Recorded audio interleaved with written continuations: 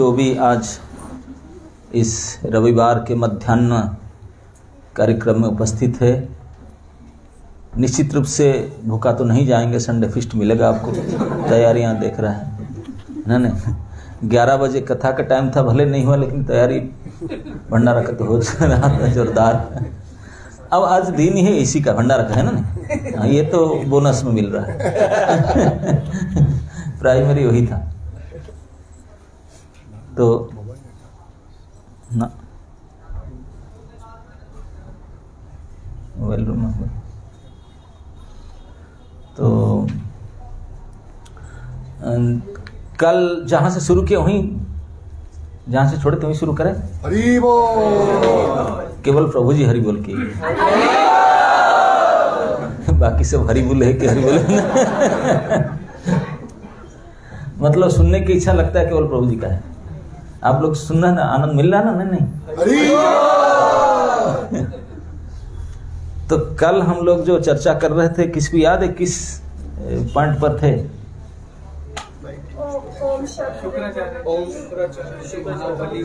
बिल्कुल सही है, बड़े कठिन क्लाइमैक्स में थे।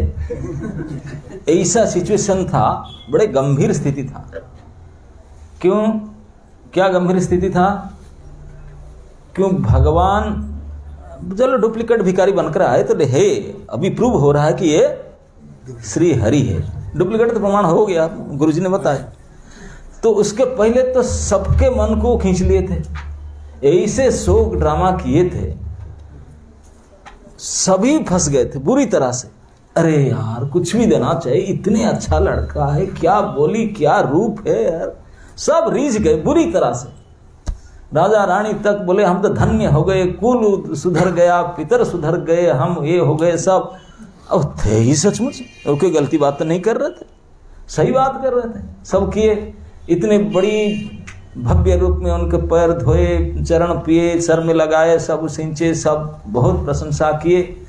और वो तो अपना काम किए। उसके पहले और सबसे बड़ी गड़बड़ी है कि भगवान ने इतने बढ़ाकर बोले उनको, वो तो उठ करके आकाश में।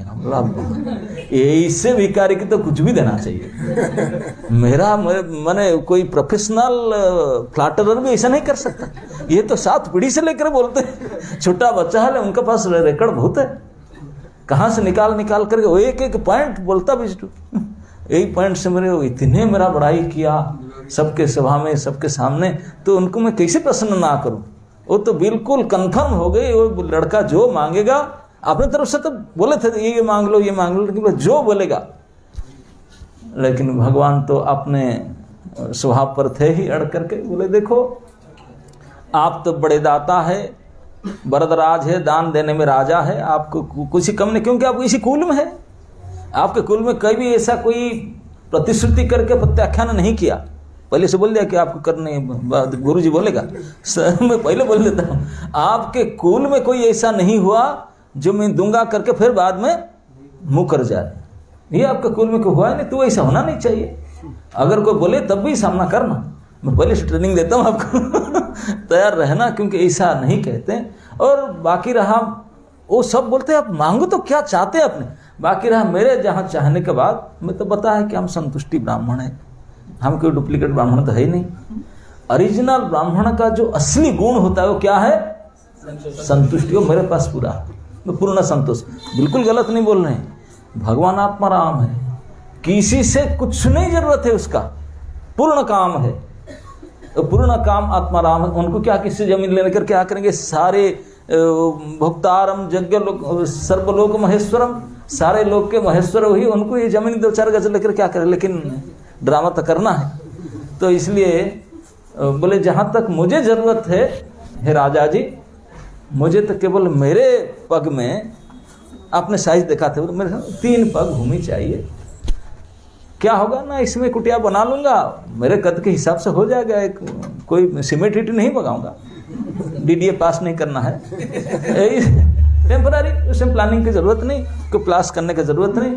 मैं घास फूस में एक कुटिया बना दूंगा, इसमें सो जाऊंगा। बाकी कुछ अर्थ ले, खान पान कैसे चलेगा? दक्षिणा अजगर वृत्ति है मेरा, जो मिलेगा सो पाऊंगा, नहीं तो नहीं, पानी पी के रहूंगा। और जमुना पार में कुटिया बनाना है मुझे। तो इसलिए मुझे केवल 3 पग भूमि, और बारंबार बोलते 3 पैर भूमि, तो लेकिन मेरे पैर में लूंगा। बलि महाराज बोले तू लगता तो ब्राह्मण है, बड़े बात सुनकर लगता है कि बहुत मैच्योर्ड है, लगता है बिल्कुल कच्चा है, पक्का नहीं तुम्हें। साइज भी छोटा, बुद्धि भी छोटा, मांग भी छोटा। नहीं ये अरे तू मेरे को देख कर मांग मेरे खातिर से। तुझे अगर 3 पग भूमि चाहिए तो तेरे पैर मत मेरे स्केल से ले लो, मेरे पैर बड़ा है, मैं नाप लूंगा बहुत बड़ा। बलि महाराज का सत्ययुग है ना, उनके पैर तो कम से कम 75 फीट का चप्पल लगता था। अब फिर डग लगाएंगे तो कितना होगा, तो कितना कॉलोनी नाप ले। 3 पैर में पूरा। और आप क्या छोटे छोटे मकान करके बोलते हैं, तो पूरा नाप लेंगे 3 डग में। बोले ये दे दूंगा, और मैं तो तुझे दीप देने के लिए तैयार हूं। तो भगवान ने बोले कि ठीक है, वो आपने बड़पन है, आप देना चाहते, लेकिन मेरा स्थिति ऐसे है कि मैं ज्यादा लेकर करूं क्या। मैं संतुष्टि हूं, जो संतुष्टि नहीं रहता उनको तो पूरे द्वीप दे दो, वर्ष दे दो, कंट्री दे दो, फिर भी सेटिस्फाइड होगा ना। मैं तो सेटिस्फाइड हूँ। अब कितने बलि महाराज समझाए, नहीं माना, उन्हें अपने अड़क पर के रहे, मैं तो लूंगा। बलि महाराज कहे तो ठीक है, तू कम नहीं मेरे पहर में लूंगा, 3 लूंगा, और कुछ नहीं चाहिए मुझे, कोई ऊपर नीचे की सामग्री कुछ नहीं चाहिए, बस इतना ही चाहिए। जो इतने अड़ करके बोल रहा था मुझे और कुछ नहीं चाहिए, केवल इतना चाहिए, मेरे पैर में चाहिए। छोटी छोटी पैर दिखा रहा, स्केल दिखा रहा था। मैं कल बताया था, गुरु जी को लगा डाउट, ये क्या है बच्चा, मेरा चेला उनको कुछ भी देने के लिए चाह रहे हैं, हमको बोलने तो हम सार दीजिए। कौन दक्षिणा देने कोई चाहेगा, कोई ब्राह्मण मना करेगा? हो ही नहीं सकता, हिस्ट्री में ऐसा क्यों हुआ नहीं कि कोई दक्षिणा दे ब्राह्मण मना करे, क्योंकि उनके स्वभाव लालची होते हैं। और वो बोलता नहीं, जिद्दी पकड़ता नहीं, मुझे तो केवल इतना ही चाहिए, उससे ज्यादा नहीं। और अपना पैर उठा कर धरे, चश्मा पहने। अरे देख लिए रे, खतरनाक है तो। अरे रे रे बाप रे बाप, छोटा बनकर आया है तो ये खतरनाक। बोले बलि खबरदार, विरोचन के बेटा बलि रुक जा, रुक जा। अभी एग्रीमेंट साइन किया ना गुरुजी में, साइन तो कर दिया। अरे रुको तो क्यों किया, अभी वहीं रुको।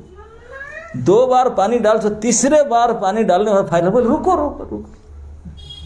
सब खड़े हो गए, सभा सब देखे गुरुजी को, और क्या घोषणा करके सबके सामने लाउड स्पीकर ले लिए, सामने लेकर के बोले ये जो है ये डुप्लीकेट ब्राह्मण है, भिखारी नहीं है। वो तो ऐसा वही साक्षात विष्णु, विष्णु है, वो हमारे आंटी पार्टी का है, उन्हीं के काम बनाने के लिए। हमारे जो शत्रु है ना, विरोधी दल, उन्हीं के काम पूरा करने के लिए छिपा रुस्तम आया भेष पहन करके। वो बिल्कुल खतरनाक है, तो उसको एग्रीमेंट साइन करो, देना नहीं उसको। बलि महाराज बोले अब क्या करूं, जब 75% वचन दे चुका हूं सबके सामने, वो मुझे इतना प्रसन्न किया, इसे देखने में इतना लड़का लगता है, कुछ भी देना चाहिए उसको। गुरुजी क्या मांगता है, 3 पैर भूमि तो मांगता है, क्या है वो, तो इसमें क्या अपना बिगड़ जाएगा, दे देता हूं। तो गुरुजी बोले अरे मूर्ख, वो 3 पैर भूमि उनका पैर में मांगता है ना, उनका पैर तो ऐसे छोटा है, और क्या 4.5 इंच की तो चप्पल पहनता है। और इसे लगा कितना 2-3 फीट 2.5-3 फीट जमीन होगा 3 पैर में। बोले अरे मूर्ख, तू नहीं समझ रहा है, वो विष्णु है ना, तो विष्णु है तो, लेकिन भिखारी बनकर छोटा बोना बोलते ना आपने, हाँ, बामन बनकर आया है ना, आया है बामन बनकर, उनका कोई भरोसा नहीं, कुछ भी बन सकता कुछ भी बन सकता है, उनका रेकड़ है। बोले तुझे याद नहीं जब समुद्र मंथन हो रहा था, अब हम लोग तो छीन कर ले लिए थे ना अमृत बटल, जो प्याक निकला पूरा प्याक सील खोले नहीं ले गए, छीन कर धन्वंतरि के हाथ में, भगवान खड़े क्यों खड़े रह गए, छीन लिए उनके हाथ में। देवता लोग तो सर पिट गए, बोले क्या गया मार, बेकार परिश्रम किए, इतना सारे आकर के भगवान उनके साइड में खड़े थे। बोले देखिए आपके चक्कर में पड़ करके इतना परिश्रम किए, सब गया, ले लिए सील बटल, दिए नहीं हम, थोड़ा हम देख भी लेते क्या प्रिंटेड है, कंपोजिशन क्या है, बोले ये भी नहीं देखा, ले लिए सारे। अब रोने लगे। भगवान अरे रो मत ना सर, क्या करेंगे आपके चक्कर में आके, इतने परिश्रम के सब काम छोड़ करके आए, हम कोई धंधा पानी करते, अमृत के चक्कर में आकर काम के। अरे आपको मिलेगा सर, कैसे मिलेगा, बटल तो उनके पास में, क्या मिलेगा कच्चू। बोले बटल वो ले लिए जरूर, बटल वो ले लिए जरूर, लेकिन पिएंगे आप, सर क्या बात कर रहे हैं, कैसे पिएंगे, वो सब ले गए अभी खुल के ढकाढक पिएंगे, हम तो देख के रह जाएंगे, सारे मेहनत बेकार गया सर। भगवान डांटे, बोले चुप हो जाओ, मैं बोला था ना मेरे बात ना, आपकी बात तो मानेंगे और क्या करेंगे, उपाय तो है ही नहीं, अब मुंह नीचे कर रोएंगे और क्या करेंगे, आप भी मना कर रहे हो, छीन लिए और आप भी डांट रहे हो ऊपर। अब दुखी होकर के मुंह नीचे करके इधर देख रहे थे, वो कैसे बटू खोल के पिएंगे। अब भगवान उनको प्रतिशुद्ध दे, बोले कोई चिंता की बात नहीं, हम तो आप पिएंगे क्योंकि मैं हूं ना आपके ऊपर तो विश्वास है, लेकिन माल चला गया। बोले चिंता मत करो, पिएंगे आपने। लक्ष्मी जी अभी फ्रेश माला पहनाई थी, शादी की थी, वहीं पर समुद्र मंथन से निकले थे, वहीं शादी की थी। लक्ष्मी देख रहे थे, देवता भी सब देख रहे थे ठाकुर जी को। असुर जी तो अपने बटल लेकर के, वो बटल लेकर क्या कर रहे थे, अहम पूर्वम, हम पहले पिएंगे, हम पहले। तुम क्यों पहले पिएंगे, मैं सीनियर हूँ। तुम कहा कि मैंने सीनियर है, अरे मेरे बाल पक्का है, मैं बड़ा पोस्ट में हूँ, मेरा कई प्रकार सीनियरिटी हो सकता ना, कोई धन में, कोई मान में, कोई उम्र में, कोई शक्ति में। बोले हम इस ब्याच में सीनियर है, इस मान में सीनियर। बोले अरे मारो ये सीनियर, हम भी सीनियर है इस मान में, तू क्या समझ रहा है? तो सीनियर जूनियर में चक्कर में झगड़ा चल रहा था, कोई पी नहीं पा रहे थे, छीना झपटी चल रहा था। हमारा पहले ब्याच हमको पिलाओ, तुम सेकंड ब्याच में, अरे बचेगा कि नहीं, हमको पहले ब्याच में दो। इसी चक्कर में लड़ रहे थे, वो पी नहीं पा रहे थे। इतने में सबको देखते देखते भगवान वही खड़े थे, कहां से ड्रेस मंगाए पता नहीं, मेकअप किए, ऐसे रूप लिए। लक्ष्मी भी तटस्थ हो गए, बोले हुई सी। प्रभु गए, कहा ये कौन आ गए भाई। लक्ष्मी जी भी आश्चर्य हो गई और वो देवताओं को साइड करके सीधा उस तरफ चले गए। असुर लोग बोले ये लिक्विड अमृत को कौन पूछे, इस सलीड जिंदा अमृत आ रहे हैं, ये बटल को कौन पूछे, झगड़ा झाटी छोड़ो यार अमृत के चक्कर। बोले जो सभी को चकराने वाले, बोले तुझे पता नहीं वो भगवान होकर खाने थे, कैसे फटाफट बने और आपको धोखा दिए और आपको चिकनी चुपड़ी बात किए थे ना, बिल्कुल याद है ना। वो कुछ भी बन सकते हैं, वही है अभी छोटा बोना बनकर आया है तुम ना। फिर क्या 3 पैर भूमि में अगर, तो इसमें दिक्कत क्या है। बोले वो 3 पैर, अपना पैर दिखाता ना तो उनका पैर पता नहीं क्या होगा, गुरुजी ने बता दिया। बोले मैं बता रहा हूं, तू झूठा साबित होगा, वो 2 डग में तेरा संपूर्ण ले लेंगे, 3 लोग नाप लेंगे 2 डग में, तीसरा तो तेरा पास कुछ चीज ही नहीं होगा। तू क्या कहेगा, अरे मेरे लिए कम से कम दक्षिणा दे दो, मैं उस जगह इतना किया और कुछ भी नहीं बचेगा तेरा पास, मैं क्या करूं, मेरे मेहनत बेकार हो जाए। वो उनका चक्कर वही पड़ा था, इसलिए बोले थे रुको। तो बलि महाराज थोड़ा सोचे, गुरुजी मना कर रहे, डांट करके बिल्कुल साउंड सिस्टम लेकर डांटे सबके सामने, और बोले कि इसके चक्कर में तेरा कुल नाश हो जाए, सारे असुरों का महा हानि होगा, सब मर जाएंगे, कुल नाश हो जाएगा, तो ऐसे गड़बड़ी मत करो, बुद्धि से काम लो। ना क्या बुद्धि है ना मैं बताता हूँ। अब ठीक है, इतना प्रॉमिस किया, मैं बताता हूँ। अब ये श्लोक जो श्लोक नंबर 39 से लेकर कल हम कुछ किए थे, लेकिन किसी ने मुझे पूछा कि नहीं थोड़ा उसको और डिटेल कीजिए, क्योंकि बड़ा कन्फ्यूजिंग स्टेटमेंट है। क्या कन्फ्यूजिंग ना, बामन देव खड़े हैं बिल्कुल तैयार देने के लिए, वो तो हंस रहे हैं, देख के देखा गुरु तू क्या करेगा, देखता हूँ चेले को मैं इतना फंसाया, तू क्या करेगा। नहीं फंसने वाला तेरे चक्कर में, मैं पहले से शान कर दिया, हम तू फंसा दिया। अरे मेरे चरण धोत पानी पी लिया, सर में डाल दिया, तू फंसाएगा उसको, कोई कुछ काम नहीं करेगा। लेकिन गुरु जी पूरे कसर बांध के कमर में कसर के खड़े थे, मेरा चला है, उनको मैं कैसे मेरे सामने गरीब बना दूंगा ऐसे।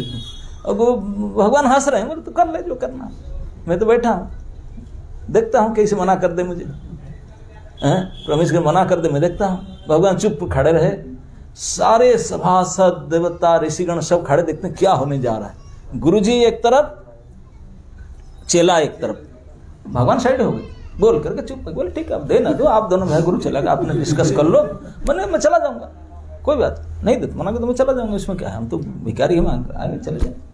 लेकिन ये भिखारी नहीं, ये बात तो कर दिए। गुरु शुक्राचार्य बोलते हैं, मतलब सब मान गए कि सही में हुई है, सब देख रहे हैं कि जा करके पैर से नीचे से ऊपर तक देख रहे हैं, अच्छा हुई है, पता न लगता तो है बड़े तेजस्वी, हो सकता है वही हो।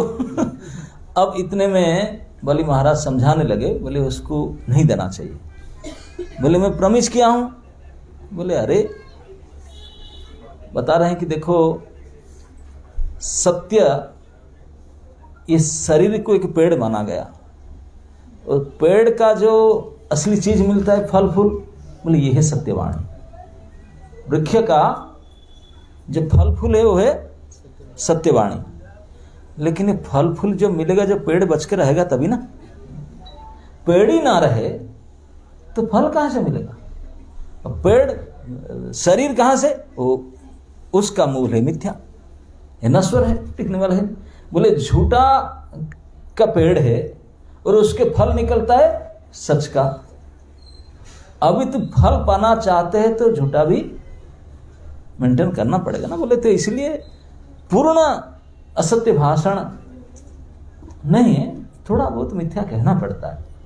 सच में भी सच को बजाय रखने के लिए थोड़ा बहुत, आप तो सुना रही है ना, बोलते खांटी सुना कोई देते हैं क्या? बनेगा नहीं, थोड़ा तो खाद डालेंगे, कुछ कैरेट है ना, हाँ, थोड़ा खाद डाल करके बोलेंगे, बोल देंगे सच्चाई से इतना डाला करके, लेकिन नहीं तो बनेगा ही नहीं, पलटे हो जाए तो हाँ, करवट तो कुछ डालना पड़ेगा। तो इसीलिए शुक्राचार्य कहते हैं नहीं देखो नियम है ये, तो ठीक है सत्यवादी बनना चाहते हैं, सत्यवादी बनने के लिए कुछ मिथ्या बोलना पड़ेगा, ज्यादा नहीं है, थोड़ा बहुत खाद डाल करके फिर जाकर कुछ बनाओ, हार अंगूठी कुछ बनाना, नहीं तो बनेगा ही नहीं। तो सत्य रूपी फल भोग कैसे सकता? जब पेड़ बचा रहेगा तब तक फल पाएगा ना। और पेड़ उखड़ जाएगा, कट गया, जो झूठ को अब निकाल दिया तो पेड़ सूख जाए, मर जाए, तो फल ना फूल कुछ नहीं मिलेगा। तो इसलिए ये श्रुति वाक्य है, वो वेद से श्रुतियों से प्रमाण निकाल करके बोले 6.5 श्लोक में प्रमाण करके दिखाते हैं कि ये गलती नहीं है, झूठ बोलना भी कोई अपराध नहीं है, ये नहीं है, ठीक है झूठ बोल दो ना, झूठ बोलो, अरे झूठ बोलने में कोई गलती थोड़ी ना होता है। वही प्रमाण कर दिखाता हूं, सारे वेद से, ऋचाओं से, उपनिषद से मंत्र वाक्य निकाल करके प्रमाण करना चाहते हैं कि ये भी जरूरी है। मैं नहीं कहता हूं कि पूरा झूठ बोलो, कुछ परसेंट झूठ बोलो, कुछ परसेंट झूठ बोलने से सच्चाई भी फलता फूलता है, सच की रक्षा होता है। सत्य को रक्षा करने के लिए कुछ मिथ्या बोलना पड़ेगा, चाहिए, कंपलसरी, बोले ऑप्शनल नहीं, ये कंपलसरी कुछ मिथ्या बोलना पड़ेगा, तब सच्चाई जाकर के मिलेगा। और प्रमाण देते हैं वृक्ष, ये वृक्ष झूठा है, उससे मिलता है फल सच का। अरे वृक्ष को बचाए रखने के लिए तो करना पड़ेगा ना, पेड़ को बचाओ तब सच लो, पेड़ बचाने के लिए कुछ तो मिथ्या बोलना पड़ेगा, कुछ परसेंट। तो क्योंकि बलि महाराज बोले कि गुरुजी आपका कहने से, वो बताया कि बोलते वेद में से क्या गया, ओम और ना। ओम मतलब सत्य, कोई वाक्य में पहले ओम ऐसा उच्चारण, ओम तत्सत करके बोलेंगे, बोले सत्य। ओम मीन्स ओम तत्सत, जो बोला ये सत्य है, और ना कर दो नहीं है। बोले ये जो ओम तत्सत है ना, सब जगह में कहते नहीं, क्यों कहने से सच्चाई बोल दो तो माल से हो गया आपका, गरीब हो जाएगा। क्योंकि भिखारी जो हैं वो तो सब कुछ लेना चाहते हैं, वो छोड़ेंगे, अब आप वो भी दे दो, वो भी दे दो, मांगते हो तो मांगने वाला तो कभी उनका तुष्टि नहीं होता, वो तो सब लेना चाहेगा। और तू अगर ओम बता करके मतलब राजी खुशी सब दे दोगे तब तुम मर जाओगे। तू अपने शरीर भी बचा नहीं सकते हो तो ले लेंगे छीन करके सारे, वो तेरा जान भी ले लेंगे, मांगने वाला जान ही मांगे, तेरे बाप का जान मांग कर ले लिया ना, नहीं मांग करके, ब्राह्मण बनकर आया था ना इंद्र, बता देना, जान मांग लिया, बड़े चिकनी चुपड़ी बात किया, क्या चाहते हैं ना आप प्रतिज्ञा करेंगे तो तब बोलूं, ठीक है प्रतिज्ञा करता हूं, मांगिए, आपके जीवन मुझे चाहिए, बताओ। बोले देवताओं के ये अभ्यास है, ऐसे बेशरम बात करना। जब अमृत मंथन के पहले, जब उसके बाद वृत्रासुर उपाख्यान में आता है, वृत्रासुर उपाख्यान में जब वृत ने प्रकट हुआ, उसको देख करके सारे ब्राह्मण देवता ऋषि मुनि सब घबरा गए, अरे तो भयानक असुर आया। और उसको मारने के लिए समुदाय कांग्रेगेशन मिलकर के अस्त्र अप्लाई की, जिनका पास जो था, लाठी, बर्छा, मुदगर, बाण, तोप, कमान, सब एक साथ में मारे। बोले अब मर जाएगा, करोड़ों देवता हैं, इतने ऋषि मुनि ब्राह्मण सब अपना अपना पावर लगाए एक साथ में। वो बोलता है ना एक साथ मिलकर हाथ लगा उठ जाएगा, सारे मिलकर के लगाए, और दांत में नहीं लगाया, जैसे कोई हम छोटा पील खाते ना, होम्योपैथी पील, तो उसको चुबाते क्या? चुबाना जरूरत नहीं, इतने छोटा सा है कि गया अंदर, जीव भी नहीं लगेगा, ओठ भी नहीं लगेगा, दांत भी नहीं लगेगा। वो वृतासुर का इतना बड़ा मुख था, वो सारे समुदाय अस्त्र शस्त्र टक गिर गया। अरे उनका होश उड़ गया, बोले ये तो ऐसे खा लिया जैसे चॉकलेट खा रहा है, चॉकलेट भी तो लगता है होम्योपैथिक पील की तरह खा लिया उसको। तो अब क्या करें, हमारे फुल सब पोटेंशियल लगाया, बोले हट जाए, लेकिन हटता नहीं, तो सब खा लिया, खा ही लिया, वो पेट में ले लिया सर। इतना बड़ा पेट था उसका, वो इतने डर गए, बोले मर गए।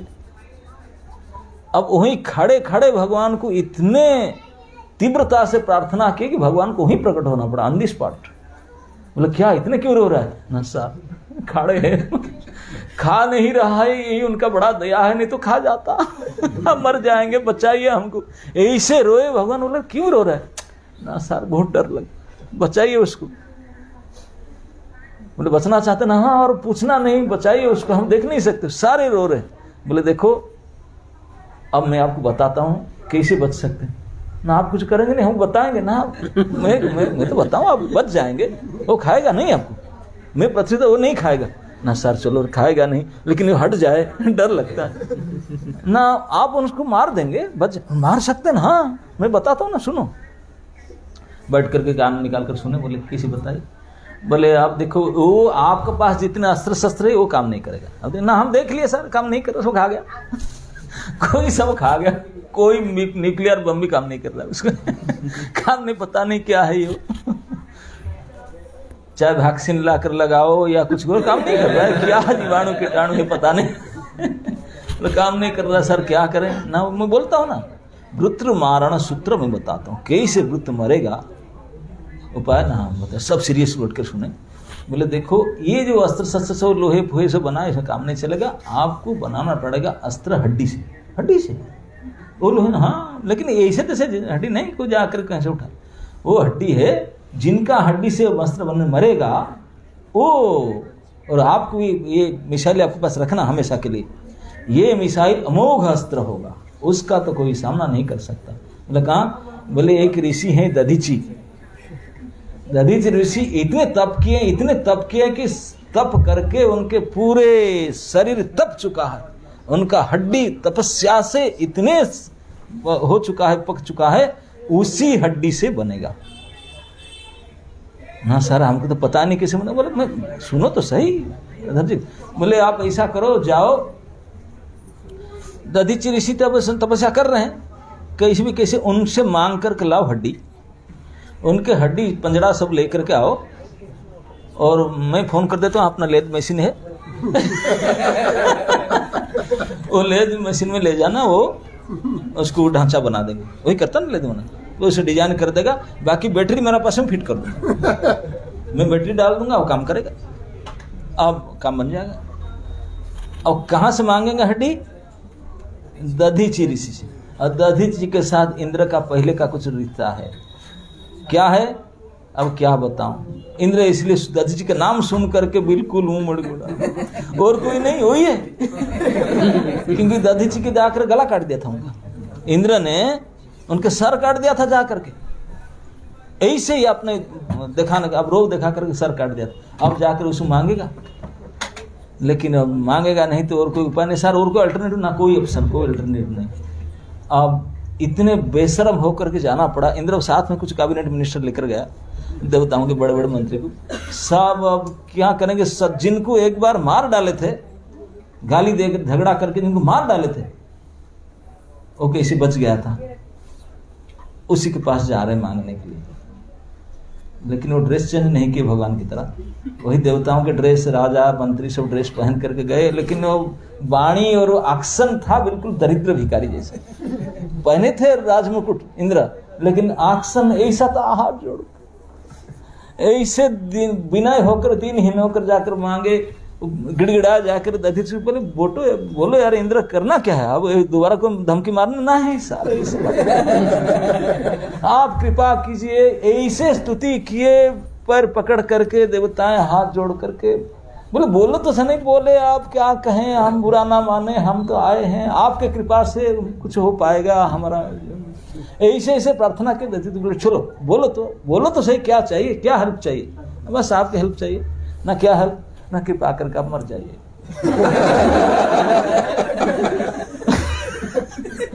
भीख मांग रहे आकर के, आप कृपा करके मर जाइए, नहीं तो हम मर जाएंगे। अच्छा, तू मरने से जीना चाहता है ना, अब मुझे मारना चाहता है, इतने बेशरम। दादी जी बोले उनके मुंह से, बोले अब ऋषि जी वो क्या करेंगे, ऐसे मत कहिए, हम है शर्म तो बेशरम आपको पता है। लेकिन वो कोई ऑप्शन नहीं है। दादी जी जाके क्या समझते हैं, कोई मरने के चाहता है क्या, मैं कैसे मरूं?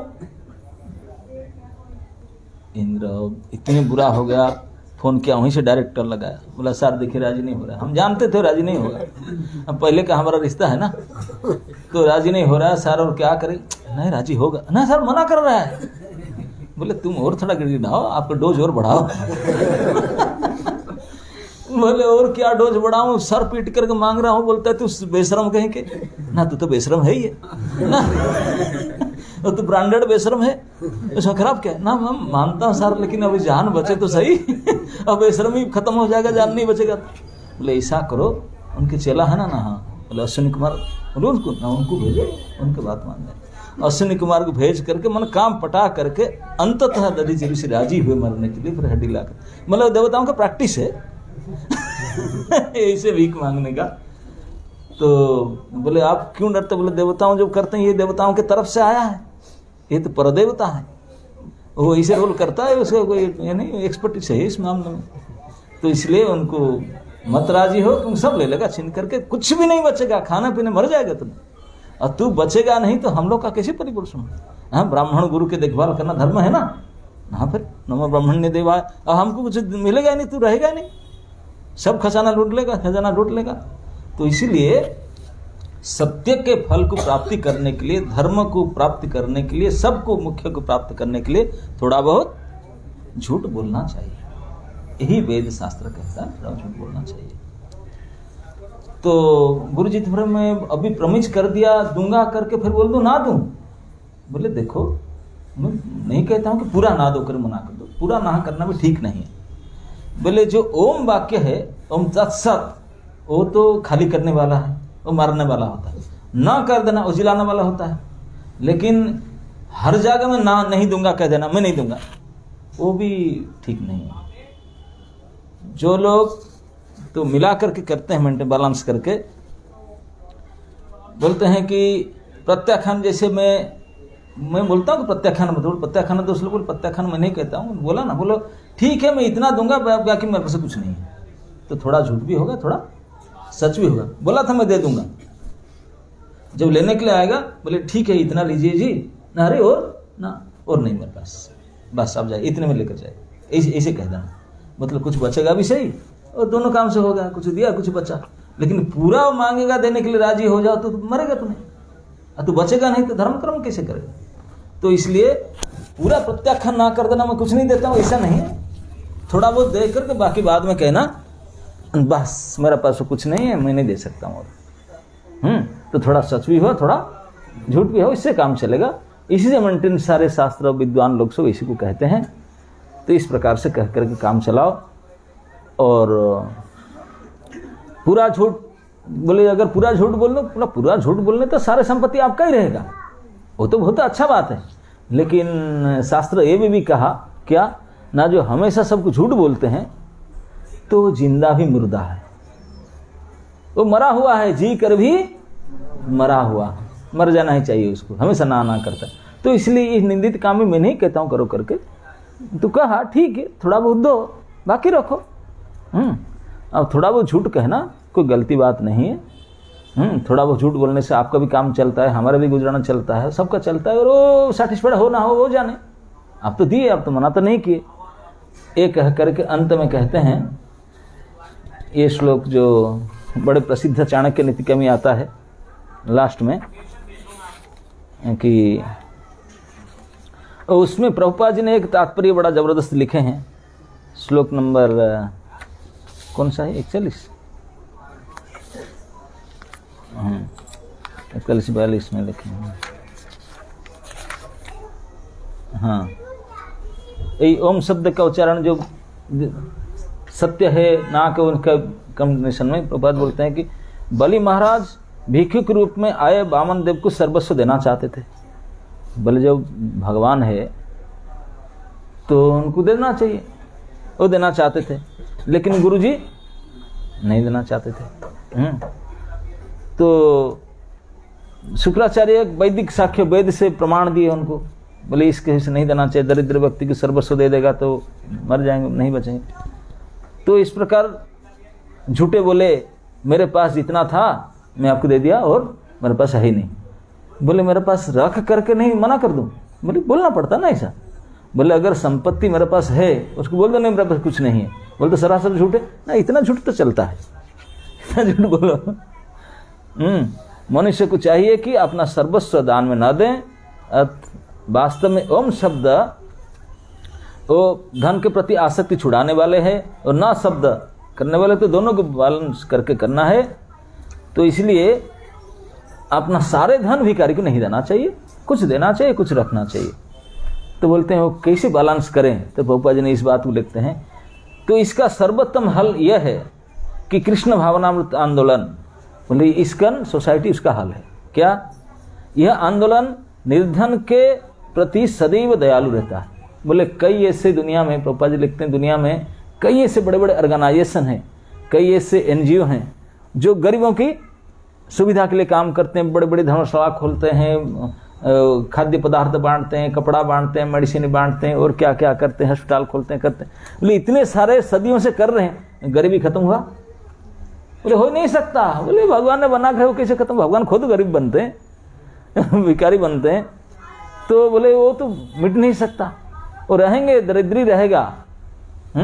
बोले दरिद्री ये मन में रहता है, क्या मन है? वो बने हुए कुछ रहते हैं, वो हमेशा उसको मेंटेन करते हैं। और जो हमेशा दिखाएगा कि मेरे पास कुछ नहीं, कुछ नहीं है, बोले वो तो मरा हुआ जैसे। एक मैं घटना सुना था, एक व्यक्ति भक्ति किया भगवान का। भक्ति किस लिए किया? वो बड़ा कंजूसी था, बड़े आदमी था, बड़ा कंजूस था, लेकिन वो किसी भी किसी बहाने में गवर्नमेंट टैक्स ले लाता था, वकील आकर बोल के ले जाता था, डॉक्टर ले, सब आकर मांगते थे, ले जाते थे, वो देना नहीं चाहता था, बड़े कष्ट होता था, निकाल कर रोकड़ा देता था, बड़े दुख होता था, एक दिन फास्टिंग कर लेता था। तो उनको बोले मेरा एक काम कैसे बनेगा? किसी ने बोला हर कृष्ण चयन करो, भगवान को प्रार्थना करो आप कहीं। तो खूब तन्मयता से भगवान को भक्ति किया, भगवान प्रकट हुए। बोले बेटा क्या चाहते हैं वरदान? ना प्रभु ऐसा कीजिए कि मुझे ऐसा कुछ जन्म दीजिए, कुछ व्यवस्था कीजिए, अभी तो बूढ़ा हो गया, मर जाऊंगा, मुझे अगले और जन्म देना चाहिए, ऐसा जन्म दीजिए मुझे किसी कुछ देना ना पड़े, कुछ लेना पड़े, केवल ले सकता हूं उनसे, कुछ देने का चक्कर ना पड़े। वो ले जाते हैं, मैं बहुत दुखी हो रहा हूँ। लाने में तो बड़ा सुख होता है मुझे, मैं केवल लाऊं, मुझे मिले, मैं लेता रहूं, लेकिन दूं ना किसको? भगवान कोई बात नहीं, तथास्तु। वो खुश हो गया। और जब बना नंबर 1 भिखारी बोलता है भगवान ये क्या कर दिए? मैं तो इतने बड़े आदमी था, रईस आदमी था, मैं आपने भीख मांगा, इतने कष्ट भक्त करके इतने कड़क भक्ति किया, तो आपने तथास्तु वरदान दिया, ये आपने झूठा कैसे कर दिया? बोले मैं झूठा बिल्कुल नहीं किया। बोले क्या? ना तू मुझे क्या मांगा था? मैं मांगा था मैं लेता रहूं, किसको दूं ना? बोले यही तो बनाया, भिखारी किसी को नहीं देगा, वो मांगेंगे नहीं तुझे, कोई आएंगे नहीं तेरा पास, वो जानते काहे को जाए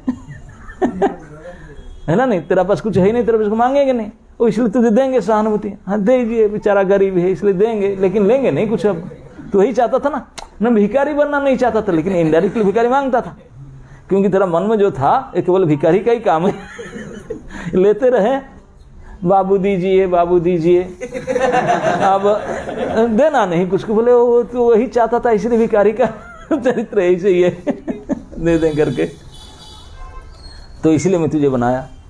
तो इस प्रकार से कंजूसी व्यक्ति जो केवल देना नहीं चाहेंगे, केवल लेना चाहेंगे, ये तो बहुत गर्हित वाक्य है, उनको शास्त्र में बहुत मृत्यु जैसा माना गया। तो फिर कैसे बैलेंस करें? कुछ देना भी चाहिए, नहीं देना भी चाहिए, रखकर झूठ नहीं बोलना चाहिए, थोड़ा झूठ बोलना चाहिए, कैसे करें?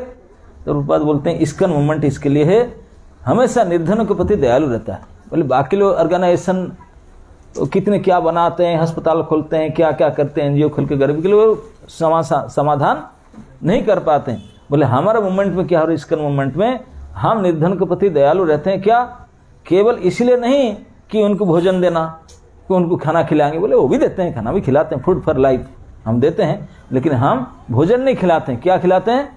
प्रसाद खिलाते हैं। बोलते हम कृष्ण भावना भावित होने का विधि सिखाते हैं, उनको खिलाते हैं और हेल्प भी करते हैं, वो उसके साथ साथ ट्रेनिंग देते हैं भगवान को पहचाना। बोले धन की हीन, ज्ञान की हीन दोनों है। आजकल जो भिखारी है उनका ना तो समझ है ना रुपया है, दोनों नहीं है। तो दोनों जब तक नहीं दोगे तो एक दिन से काम नहीं चलेगा। केवल रोटी देंगे और पानी नहीं दोगे तो बनेगा, केवल पानी दोगे रोटी तब नहीं कमा। तो इसलिए दोनों चाहिए, जीवन जीने के लिए ज्ञान भी चाहिए और धन भी चाहिए। बोला हम दोनों देते हैं। कृष्ण भक्ति भी सिखाते हैं, ट्रेनिंग, उसके साथ साथ भोजन पानी भी देते हैं। अतएव हम उन निर्धनों के लिए हजारों केंद्र खोल रखें। बोले जितना हमारे सोसाइटी उनके लिए खोल रखें, जो धन तथा ज्ञान देने में, जो धन तथा ज्ञान दोनों में निर्धन है, इन निर्धनों को कृष्ण भावनामृत का ज्ञान देने तथा उन्हें बाकी जो 4 regulatory principle, no meat eating, no illicit sex, no gambling and no intoxication. बोले ये 4 नियम अंग्रेजी से समझ गए ना? हाँ, ये 4 नियम को पालन करना और भगवान के लिए सेवा करना, मस्ती में रहना, बढ़िया मिलेगा खान पान। देखो ना, आप आ गए, कुछ कम करना नहीं पड़ा, आए केवल बैठ कर सुनना है। जाने से पहले गरम गरम प्रसाद मिलेगा नहीं, आज मेनू क्या है पता नहीं, तैयार। किचन में जाना नहीं पड़ेगा, बर्तन धोना नहीं पड़ेगा, गैस कुछ सब्जी कुछ नहीं करना पड़ेगा, केवल बैठ कर के घंटा सुनने से और गरम गरम यही होता है। बोले भगवान करते हैं व्यवस्था, हाँ, आपको कुछ नहीं करना पड़ता। हाँ, तो बोलते ये व्यवस्था हम करते हैं इस्कॉन केंद्र में, तो आकर के यहीं रहो और उसी में सहायता करना चाहिए। अगर कोई गरीबों को सहायता करना चाहता है तो इस केंद्र खोलो, हरे कृष्ण आंदोलन के केंद्र, जहाँ पर कोई गरीबी आते हैं, खाते भी हैं, वो केवल खाते नहीं, और को कीर्तन भी कराया जाता है और नियम भी, उनका चरित्र सुधार करने के लिए उपाय बताया जाता है। तब तो जाकर बने में कुछ अच्छे बनेंगे। कितने अच्छे व्यक्ति बन जाते हैं। वो दुर्बुत हिप्पीस थे, उनको प्रभुपाद ने हैप्पी कर दिए। बोले हम ये करते हैं, तो किसका पास धन है तो जितना पूरा नहीं दो, कुछ अंश तो कम से कम इस्कॉन केंद्र में देना चाहिए, ताकि वो प्रचार केंद्र खोल करके इस कार्यक्रम करते रहे। तो असली जन कल्याण यही है, ये बाकी सब नकली जन कल्याण है, उनको पता नहीं कैसे कल्याण होगा, कल्याण की विधि। तो इस प्रकार से प्रभुपाद जी ने इस बात बताते हैं, यही उसका हल है, धन को प्रकृति यूज करने का। सच्चाई में और झूठ में दोनों मिलाकर इसमें काम बन जाएगा। वो आपसे ज़्यादा नहीं मांगते हैं, रिसिप्ट बुक लेकर आएंगे, बोले हम इतना दे, ठीक है आप दीजिए, जितना देना है इतना दे दीजिए, चलेगा। हम तो सबसे मांगते हैं, आप जितना दे, खुशी राजी खुशी से दीजिए, ले लेंगे, लेकिन देना चाहिए वहीं पर, बाकी कहीं पर नहीं है। तो इस प्रकार समझा करके लास्ट श्लोक में कहते हैं कि देखिए जी, मैं ये बताना, जो भिखारी की तरह बोले कि मैं नहीं दूंगा नहीं दूंगा, वो तो मरा हुआ है। ऐसा निंदनीय काम नहीं करना चाहिए, देना चाहिए कुछ, तो पूरा नहीं देना चाहिए, जितने % देना चाहिए दीजिए। अब बोलते हैं कि लेकिन फिर भी झूठ बोलना पड़ेगा, क्योंकि बोल दिया अभी नहीं दूं, मेरे पास है ताकत देने का, मैं मना कर दूं नहीं दूं। बोले देखो, झूठ बोलने का अवसर भी होता है, उसको सारे शास्त्र विद्वान सब प्रशंसा किए हैं, किस अवसर पर झूठ ही बोलना चाहिए। तो क्या अवसर पर? स्त्रीषु नर्म विवाहे च वृत्त्यर्थे प्राण संकटे गो ब्राह्मण हित्यार्थे हिंसायां नानृतं स्यात् जुगुप्सितम। जुगुप्सितम निंदनीय। बोले ये अनृतं मतलब झूठ, वहाँ निंदनीय नहीं है। झूठ का कभी कोई निंदा नहीं, सराहना करेंगे। इस केस में, कौन सा केस में?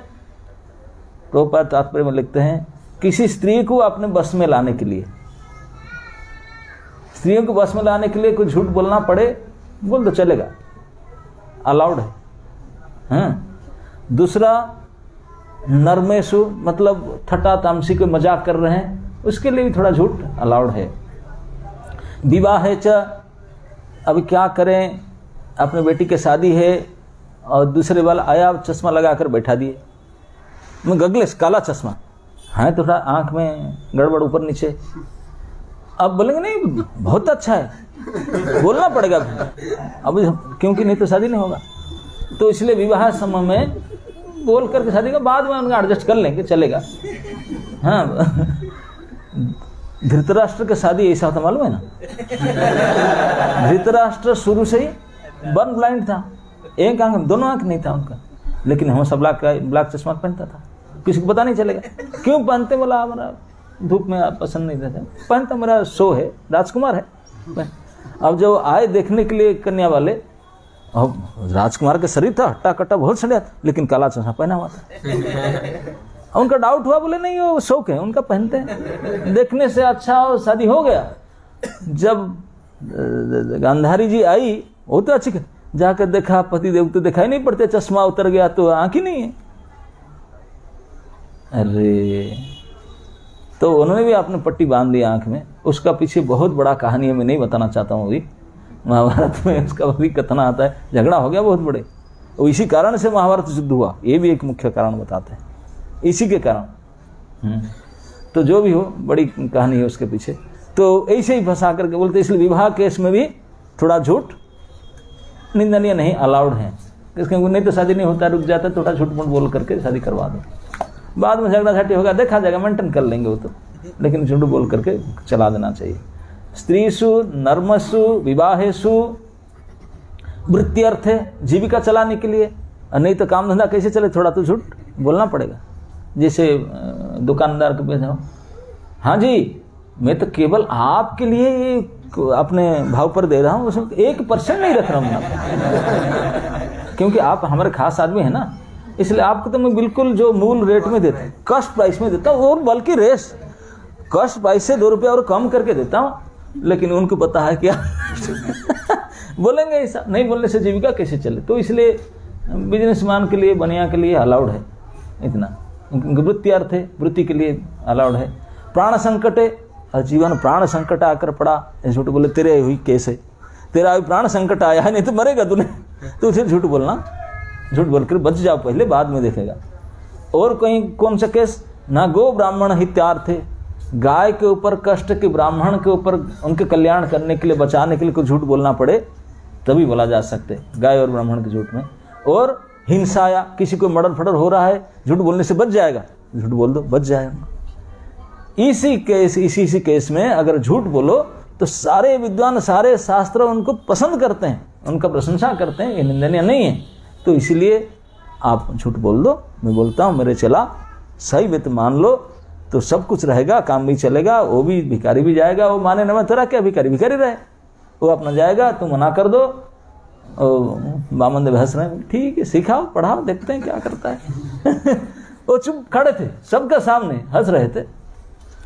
तो गुरुजी ने खूब समझा बुझा करके, जब इतने 6.5 श्लोक प्रमाण दिए, शास्त्र से, विद्वान से, इधर से उधर से समझा दिए कि थोड़ा झूठ बोल दो, पूरा मत देना, बोल दिया थोड़ा बहुत देना, बाकी देना, बोले एक आध बात दे देंगे, बाकी दूसरा नहीं देंगे, हमारे पास इतना ही था, बोल देना। तो बलि महाराज सोचने लगे, क्योंकि गुरु वाक्य है, पब्लिकली गुरुजी ने माइक्रोफोन लेकर अनाउंस करते मुझे डांट करके बोले, और बोले कि अगर नहीं करोगे तो नरक में जाओगे। हाँ, ये भी बोल दिए, धमकी दी, आगे क्या ना कहेंगे। तो बलि महाराज सोचे पड़े। अब सुको वाच, 1 बजे तक है ना, हाँ? तो सुखदेव गोस्वामी कहते हैं, बलिरेव गृहपति कुल आचार्येण भासितः तृष्णी भूत्वा क्षणं राजन् उवाच विहितो गुरुम। सुखदेव गोस्वामी ने कहा, हे राजा परीक्षित, जब बलि महाराज को उनके गुरु एवं कुल पुरोहित शुक्राचार्य ने इस प्रकार सलाह दी तो वे कुछ समय तक चुप हो गए, कुछ बोले नहीं। बोले कि क्लाइमैक्स पॉइंट बिल्कुल बिंदु पर आ गए कि गुरु आज्ञा उल्लंघन करो, लेकिन गुरुजी बोलते हैं एक भगवान है। गुरुजी स्वयं दावा करके बोले ये विष्णु है, और उनको देने के लिए मना कर रहे हैं। तो इसी पॉइंट पर सोच रहे क्या करूं, और इंडिसिसिव थे हुए। अभी गुरु ये सब खड़े हैं इस तरफ, भगवान खड़े हैं, और वो चिल्ला रहे हैं, वो हंस रहे हैं। बोले अभी इस डिसीजन में क्या करूं, अभी फंस गया मैंने। कुल पुरोहित शुक्राचार्य ने इस प्रकार दी तो कुछ समय उन्हें चुप रहे। अपने मन में विचार विमर्श करने लगे, फिर करके फिर गुरुजी से बोले गुरुजी आप शरण में प्रणाम, मेरा बात सुनिए। अब क्या बोलेंगे, तो इस श्लोक के ऊपर प्रभुपाद जी ने भी एक संदर्भ लिख रहे हैं बड़े लंबा। बोलते हैं कि चक्रवर्ती पाद ने विश्वनाथ चक्रवर्ती टीकाकार में वो लिखे हैं, बोलते हैं कि बलि महाराज इस संवेदनशील बिंदु में मौन हो गए। संवेदनशील बिंदु समझते ना, बड़े सेंसिटिव इशू था। समझने मतलब इट्स वेरी सेंसिटिव इशू, किसको फेवर करूं। गुरुजी खड़े हैं इस तरफ गोविंद खड़े हैं, वेरी सेंसिटिव इशू। अब दूसरी बात क्या है कि भगवान के वचन दे चुका है उनको स्वागत करके सब करके सभी के साथ में ऑफिशियली उनको एग्रीमेंट हो चुका है। अभी बोलते हैं एग्रीमेंट मना कर दो, मुकर जाओ। गुरुजी का कहना है एक तो भगवान है और एग्रीमेंट हो चुका है, लो मना कर दो। क्या करूं अभी, इसी बहुत सेंसिटिव इशू पर वो चुप हो गए। वे अपने गुरु शुक्राचार्य के आदेश की अवज्ञा कैसे कर सकते थे। बोले मैं कैसे गुरुजी की आज्ञा कैसे न मानूं, जिन्होंने मेरे जीवन दान किए। मर गए थे ना, पता है ना, पहले बताया था ना मैंने, वो मर गए थे, इंद्र ने वज्र ने मार दिया था उनको, लेकिन शुक्राचार्य ने उनको दोबारा जीवित करते। बोले मेरा जीवन तो उन्हीं की कृपा है, मैं जो जी रहा हूँ ये शरीर इनकी कृपा से, नहीं तो मर गया था, मैं मर गया था, मुझे जीवन दान किए और जो भी उनकी कृपा से ही स्वर्ग प्राप्ति हुआ। इतने साढ़े त्रिलोक प्राप्ति, ये जो संपत्ति वैभव सब उन्हीं का तेज, उन्हीं की कृपा से हुआ, तो उनको मैं कैसे ना कर दूं, अवज्ञा कैसे करूं। तो बलि महाराज जैसे धीर व्यक्ति का कर्तव्य है कि वह अपने गुरु के आदेश को तुरंत पालन करे, जैसा उन्होंने परामर्श दिया था। बोले धीर व्यक्ति, समझदार व्यक्ति का इमीडिएट एक्शन क्या होना चाहिए, गुरु आज्ञा शिरोधार्य, सबसे गुरु आज्ञा को मान करके तुरंत पालन कर लेना चाहिए। तो किंतु बलि महाराज ने यह विचार किया कि शुक्राचार्य को अब गुरु स्वीकार करूं या नहीं। बोले गुरु करके मानो तो उनको वाक्य मानना चाहिए, बोले गुरु करके उनको स्वीकार करूं या नहीं। किया जा सकता है, नहीं किया जा सकता है, क्योंकि ये गुरु के कर्तव्य से विमुख हो गए। शास्त्र के अनुसार गुरु का कर्तव्य है कि अपने शिष्य को आपस अपने घर अर्थात भगवत धाम ले जाए, भगवान के साथ मिलावे। जो ये पद बहुत है ना, गुरु गोविंद दोनों खड़े, फिर नेक्स्ट ये सेकंड लाइन समझ में आ रहा ना। गुरु को गोविंद से भी उखाड़ करके उनको चरण प्रणाम करना चाहिए। क्यों? ये गोविंद के साथ मिलाता है, गोविंद के साक्षात्कार करता है, गोविंद के साथ मिला देता है गुरु, इसलिए उनका गुरुत्व है, महानता है। बोले जो गुरु गोविंद के साथ नहीं मिलाता है, अपने अनुभव बचाता है, उसका गुरुत्व नहीं है। उसका गुरुत्व कहाँ से आया? वो तो केवल मुझे बढ़ाया, फुलाया, कमाया, धन फन दिलाया, लेकिन गोविंद से नहीं मिला रहा है। लेकिन शास्त्र कहता है गुरु का असली कर्तव्य क्या है, गोविंद से मिलावे। और गोविंद से मिला नहीं, छुड़ाता है, बोलते ना मना कर दो। बोले ये तो शास्त्र में ऐसा भी कहा गया, गुरु के वाक्य गोविंद से भी ज्यादा गुरुत्वपूर्ण है, ज्यादा महान उनको मानना चाहिए। लेकिन गुरु गुरु हो तब ना, गुरु कैसे गुरु, तो गुरु को गुरुत्व क्या है ना, वो सब छोड़ करके भगवान के पास मिला।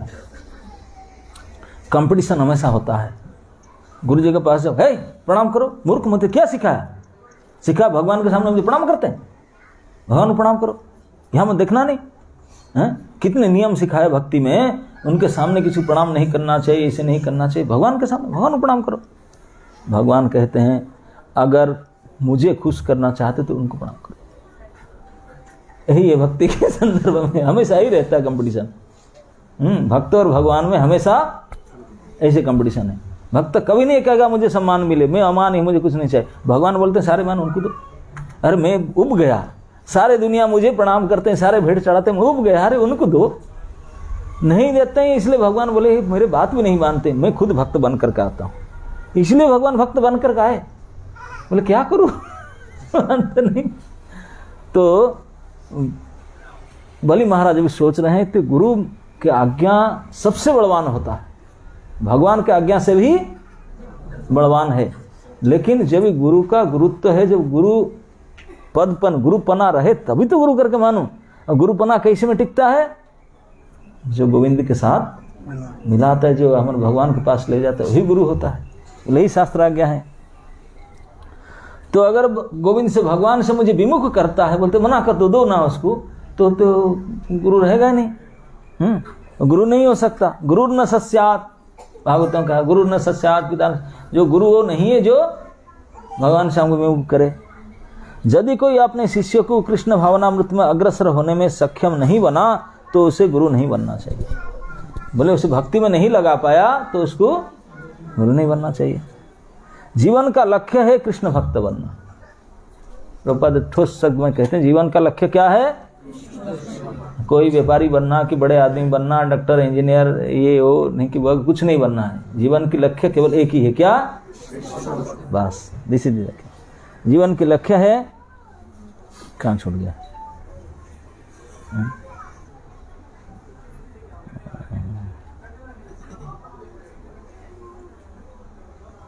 जीवन की लक्ष्य है कृष्ण भक्त बनना, जिससे भव बंधन से छुटकारा प्राप्त किया जा सके।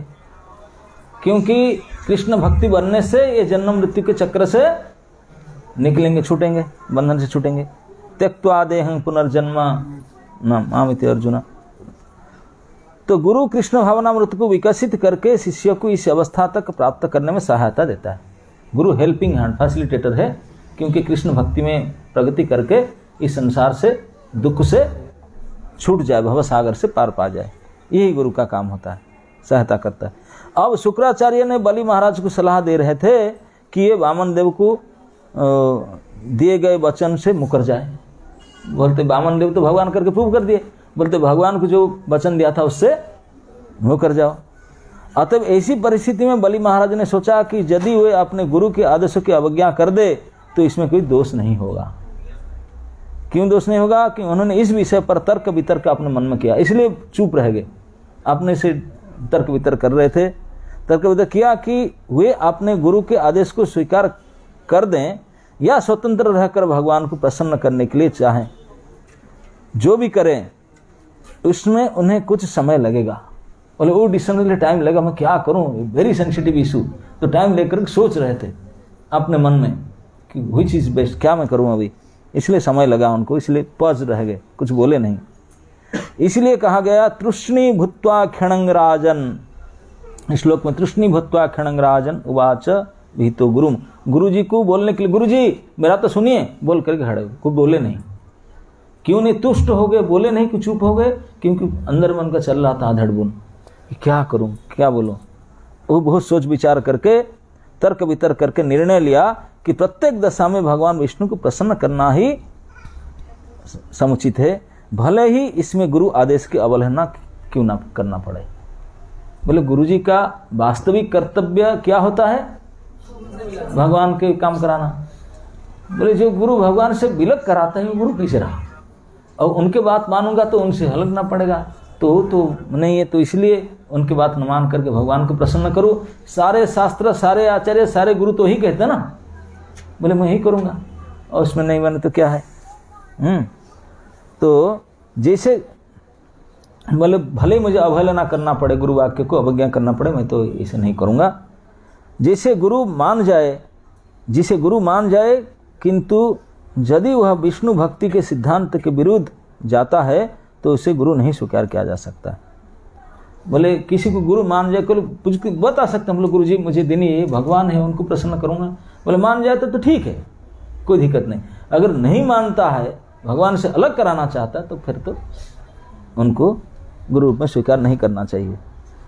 तो इसे गुरु स्वीकार नहीं किया जा सकता। यदि किसी ने भूल से ऐसे गुरु को स्वीकार किया तो मनुष्य को उनका त्याग कर देना चाहिए। बोले गलती से कोई ऐसे गुरु को स्वीकार किया, वो केवल अपना ही भलाई देखेगा, भगवान के पास नहीं लेता, भगवान के बारे में नहीं बताता, वही गलती है, उसको त्याग करके करेक्शन करो।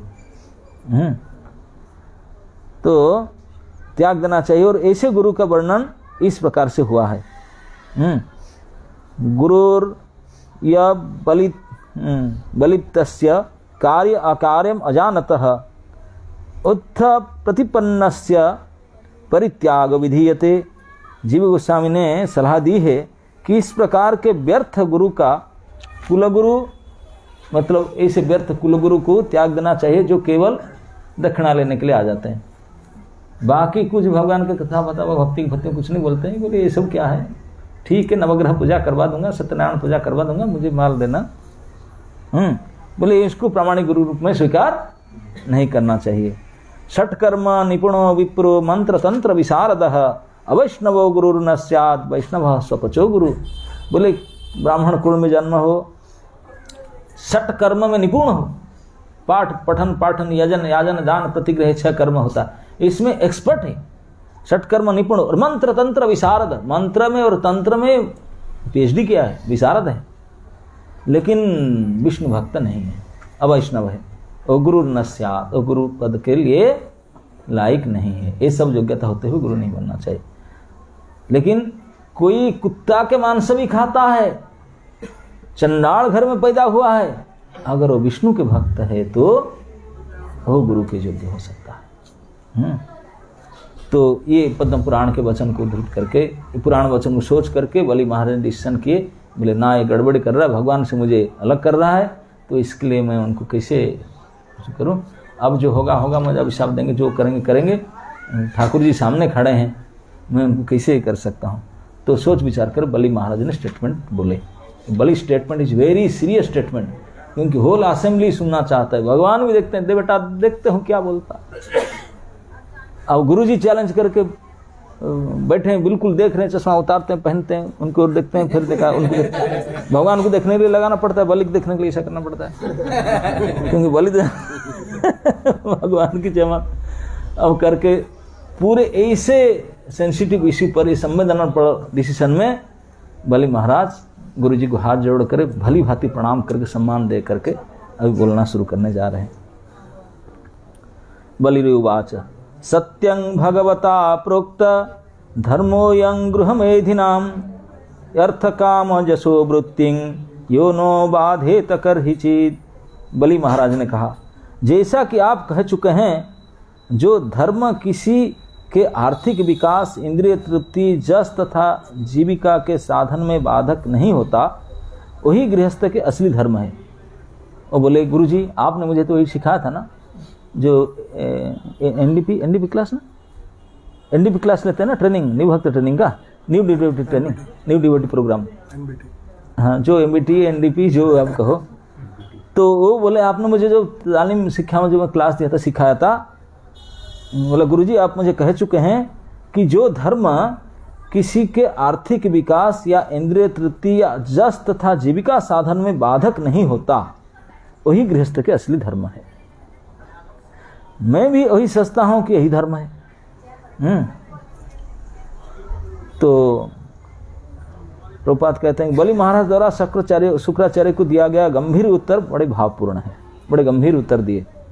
शुक्राचार्य ने इस बात पर बल दिया था कि मनुष्य को जीविका का भौतिक साधन, उसका भौतिक जस, इंद्रिय तृप्ति, आर्थिक विकास उचित तरीके से बने रहना चाहिए। धर्म अर्थ काम मुख्य धर्म सिद्धांत पर होना चाहिए। भौतिक मामले में रुचि रखने वाले गृहस्थ का पहला कर्तव्य है कि वह उसका ध्यान रखें, यही प्रिंसिपल को ध्यान रखें। भौतिक परस्पर प्रगति के लिए किन प्रिंसिपल को ध्यान रखें? यदि कोई धार्मिक सिद्धांत की किसी की भौतिक दशा के प्रभावित नहीं करता तो इसे स्वीकार करना चाहिए। धार्मिक सिद्धांत को स्वीकार करना चाहिए यदि इसके प्रभावित नहीं होता भौतिक दशा। इस समय इस कलियुग में यह विचार अत्यंत प्रधान है। मतलब कलियुग में यही विचार सबसे मेन चलता है। कोई भी व्यक्ति कैसा धर्म स्वीकार करने को तैयार नहीं है जो भौतिक संपन्नता में बाधक हो। कोई भी धर्म स्वीकार करने के लिए राजी नहीं होता। पहले देखेगा फायदा क्या, हरे कृष्ण जप क्या फायदा, ये जपूं क्या फायदा, बिना फायदा में कुछ करेंगे? कुछ भी नहीं करेंगे। तो बोले इसलिए सारे धर्म को पकड़ने से पहले को बताना पड़ेगा क्या मिलेगा, क्या फायदा है उसमें, तब जाकर राजी होंगे। तो शुक्राचार्य भौतिकवादी संसारी पुरुष होने का कारण भक्त के सिद्धांत को नहीं जानते थे। बोले ये जो ट्रेनिंग दिए थे शुक्राचार्य को, जो हर एक चीज धर्म करो तो फायदा देखकर करना बेटा, जहाँ फायदा नहीं है धर्म फर्म बेकार, ये नहीं करना चाहिए। तो बलि महाराज सोच रहे हैं गुरुजी को, बोले गुरुजी आप तो मुझे यही शिक्षा दिए थे कि जहाँ धार्मिक सिद्धांत हमारे भौतिक विकास में बाधा देता है तो ये धार्मिक सिद्धांत को पालन नहीं करना चाहिए, क्योंकि भौतिक विकास में बाधा देता है। भक्त वो इसको कहते हैं कि बलि महाराज सोचे हैं कि आपने गुरुजी जो क्लास दिए थे ये डिवोशनल क्लास नहीं था, यही तो समाज की प्रोग्रेस करने के लिए, समाज बोले समाज में कलयुग चलता है वही आप दिए थे। ये सब अहिक लौकिक कार्य को क्लास दिए थे आपने, लेकिन भक्ति था नहीं उसमें। भक्त भगवान को पूर्ण तुष्टि के लिए सेवा करने के चाहते हैं, कृत संकल्प रहता है। भक्त भगवान की तुष्टि के लिए सर्व त्याग करने के लिए कृत संकल्प रहता है। ऐसी कोई भी वस्तु जो इस संकल्प में बाधक बने उसको त्याग देनी चाहिए। रिजेक्ट ऑल अनफेवरेबल, जो भक्ति में सुविधा नहीं है, फेवरेबल नहीं है, उसको त्याग देना चाहिए, और जो फेवरेबल है उसको एक्सेप्ट करना चाहिए। अनुकूलस्य संकल्प प्रतिकूलस्य वर्जनम। तो भक्ति करने के लिए मनुष्य को केवल वही स्वीकार करना चाहिए जो अनुकूल है, और जो अनुकूल नहीं है उसको प्रतिकूल है, उसे परित्याग कर देना चाहिए। बलि महाराज को वामन देव के चरण कमल पर अपना सर्वस्व समर्पित करने का सुयोग प्राप्त हुआ था। बलि महाराज को माइंड में चल रहा था, मुझे अभी चांस मिला है, this is chance. Thakur ji सामने खड़े हैं, मैं उनका चरण धो चुका हूँ, पी चुका हूँ, सर में चढ़ा चुका हूँ। एक्चुअली एक आचार्य बोलते हैं, बोले बलि बचपन से शुक्राचार्य से, उनके बाप दादा से शुक्राचार्य से पढ़ते पढ़ते आए, वही कोर्स में कंप्लीट किए, उसमें उनका ग्रेजुएशन था। बोले ये प्रहलाद से थोड़ा बहुत सीखे थे, लेकिन ये जो उनका असली कोर्स ये कैसे भूल जाते हैं, ये इसे हठात कैसे उनका भी परिवर्तन होता है स्वभाव में शुक्राचार्य की बात में। बोलते हैं उसका कारण केवल यही था, बोले भगवान ने इतने चालाकी से काम किए, कुछ नहीं कि पहले जाए वो ऐसे रूप को वोल्टेज बढ़ाए, सभी दौड़ कर आ रहे यार पैर धोना चाहिए, ब्राह्मण श्रेष्ठ है। बोले उनका पैर तो कुछ साधारण पैर तो था नहीं, ब्रह्म पद, वो पद को जिसको धुला हुआ वो पैर धवन जल को भगवान शंकर चंद्र मौली भी अपने सर में चढ़ाते, ब्रह्मा जी अपने कमंडलों में रखते हैं। जो 3 लोक को पाप को पवित्र करने वाले कभी खराब होता ही नहीं। बाकी पानी रख दो भाई 5 साल 10 साल, उसका क्या डेट हो, एक्सपायरी डेट। गंगा जल का एक्सपायरी डेट होता है? कब से वामन देव निकालते थे गंगा पानी को, एक्सपायरी नहीं होता, एक्सपायरी हो ही नहीं सकता। एक बार नखग्र में स्पर्श किया था, एक बार, तब नख निरजनित जन पावनम जयदेव गोस्वामी, तब नख के जन्म हुआ, नख के जन्म से, नख स्पर्श से जो पानी छेद होकर निकला, तब नख नीरा मतलब जल, जन पावन करने वाला। एक बार नाखून को स्पर्श किया था, पूरे पैर भी नहीं धोया था, ब्रह्मा जी ने पैर धोया बाद में, लेकिन गंगा जी उत्पत्ति केवल नाखून के अग्रभाग से छेद हो गया, उससे पानी कारण सागर से आया। बोले इतने स्पर्श किया था, करोड़ों युग से उनका पोटेंशियल घटता नहीं, जहां जाता है पतित पावनी। ये भगवत पद है। अभी गंगा नहीं बनी थी और उन्होंने उस पैर को धो करके पी भी लिया आधा ग्लास और सर में डाल दिया और सब सींच दिया। बोले बुद्धि सारे क्लीन हो गया, जितने गुरुजी पढ़ाए थे सारे खत्म। बोले हार्ड डिस्क की बिल्कुल डिलीट बटन मर गया। गुरुजी ने जितने फीड किए थे सारे डिलीट हो गया, उनको ही पता नहीं, बलि को भी पता नहीं कि सुगत जब बतना डिलीट हो चुका है, इसलिए भगवान हौसले में डिलीट मार दिया हूं। तो कुछ है क्या, तू काम करेगा? कुछ है ही नहीं, शून्य है, वही करेगा जो करना चाहिए। तो इसलिए बलि महाराज बोलते हैं कि उनको भी नहीं पता कि क्यों थिंकिंग आ रहा है, क्योंकि वो चरण धवन जल पिए हैं और सर में डाले हैं। जो चरण धवन जल पीते हैं विष्णु के प्रति, तो विष्णु चरण में समर्पित होगा ही होगा, वो हल नहीं सकता। इसलिए भगवान चुप कर बोले बेटा जाएगा कहाँ। तो भगवान वामन देव ने डिसाइड कर लिया कि ये मेरे पास मौका है कि भगवान सामने खड़े हैं, उनके चरण में पूर्ण समर्पण करूंगा। स चाहं वित्तलोभेन प्रत्यचाख्ये कथं द्विजम प्रतिश्रुत्य ददामीति प्रहलादादि कितबो जथा। मैं महाराज प्रहलाद के पुत्र हूँ। बोले गुरुजी मैं आपके शिष्य जरूर हूँ, लेकिन दादाजी बैठे हैं, मैं उन दादा का पोता भी हूँ। दादाजी से मेरा प्यार ज़्यादा है आपसे, आप केवल डांटते पड़ते पैसा के चक्कर में, लेकिन वो ऐसा नहीं, वो तो सच्ची प्रेम करते हैं दादाजी। मैं दादाजी के पोते भी हूँ। जब मैं पहले ही कह चुका हूँ कि मैं यह भूमि दान दूंगा, तो फिर धन के लालच से मैं आपसे वचन से किस तरह विचलित हो सकता हूँ? मैं उनको वचन दे दिया हूँ दूंगा करके, फिर अभी किसी मना कर तो ना दूंगा है? फिर किस तरह सामान्य वंचक की आचरण कर सकता हूँ? वंचना समझता ना, बोले वंचना कैसे करूँ? चीटिंग नहीं कर सकता मैंने। वो भी फिर एक ब्राह्मण के प्रति, और ये ब्राह्मण के प्रति जिनके लिए मैं रिझ चुका हूँ, जिनके पैर धोवा करके पानी पिया हूँ, उनके प्रति चीटिंग करूंगा, वंचना करूंगा? नो। प्रभुपाद कहते हैं बलि महाराज को पहले ही उनके पितामह प्रहलाद महाराज का आशीर्वाद दे चुके थे।